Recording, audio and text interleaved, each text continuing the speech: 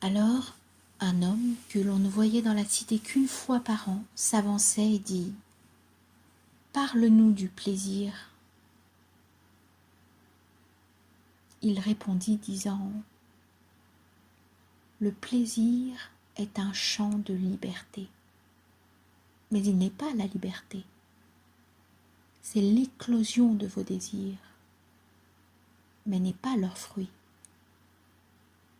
C'est un approfondissement qui appelle une culmination, mais il n'est ni gouffre ni sommet.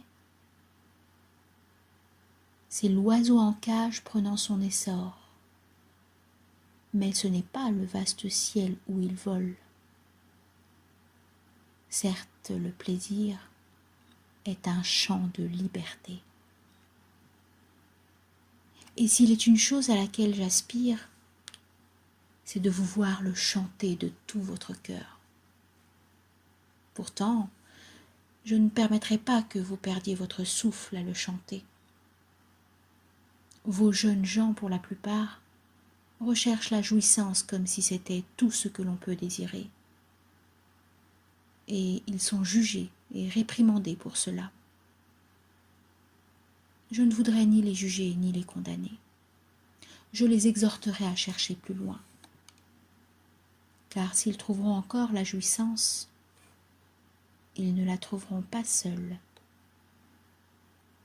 La jouissance a 7 sœurs, et la moindre d'entre elles dépasse la jouissance encore en beauté.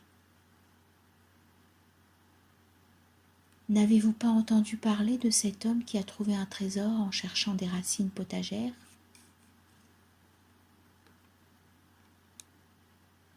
Quant aux plus anciens, ils ont choisi pour la plupart de ne pas se souvenir de leurs heures de plaisir.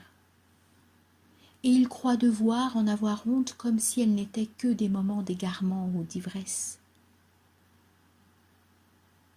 Mais le remords ne fait que nous engourdir la conscience. Il ne peut la purifier. Cela devrait plutôt penser à leur plaisir de jadis avec gratitude, comme d'une bonne récolte après l'été. Toutefois, si cela peut leur donner bonne conscience d'entretenir le remords, laissez-leur ce réconfort. Et il y a parmi vous ceux qui ne sont plus assez jeunes pour se mettre en route et qui ne sont pas encore assez vieux pour en donner le témoignage, et qui, dans la peur d'entreprendre la quête ou de se la rappeler, renoncent à tous les plaisirs pour ne pas être accusés d'avoir négligé l'esprit ou de l'avoir offensé. Ils retirent néanmoins une satisfaction dans le fait même d'y renoncer. Et ils sont de ceux qui trouvent un trésor alors qu'ils creusaient fébrilement la terre de leurs mains. De toute façon, dites-moi, par lequel d'entre vous l'esprit se laisserait-il offenser ? Le rossignol pourrait-il troubler le calme profond de la nuit ? Et les lucioles pourraient-elles briller au détriment des étoiles ? Ce feu dans l'âtre et la fumée dans la cheminée, pourrait-il devenir un fardeau pour le vent ? Pensiez-vous donc que l'esprit n'est qu'une flaque d'eau que l'on peut troubler du bout du bâton ?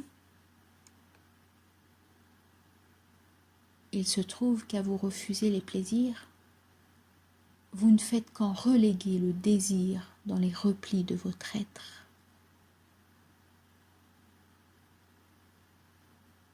Mais comment savoir ce qui ressurgira demain de tout ce que nous nous sommes épargnés aujourd'hui ? Car le corps lui-même sait trop bien ce qui lui échoir et quels sont ses besoins légitimes et ne se laissera pas illusionner. Votre corps est la harpe de votre âme. Il vous appartient d'en tirer des accents harmonieux ou des dissonances. Maintenant, vous vous demandez en votre cœur comment départager des plaisirs ceux qui sont bons de ceux qui ne le sont pas. Allez à vos champs et à vos jardins, et vous apprendrez tout le plaisir qu'a l'abeille à faire le miel des fleurs, et tout le plaisir qu'a la fleur de céder à l'abeille ce dont elle fera son miel. Car pour l'abeille, la fleur est une fontaine de jouvence. Et pour la fleur, l'abeille est une messagère de l'amour. Et pour toutes deux, pour l'abeille comme pour la fleur, donner à l'autre et recevoir de l'autre ses plaisirs est davantage qu'un besoin. C'est une véritable extase.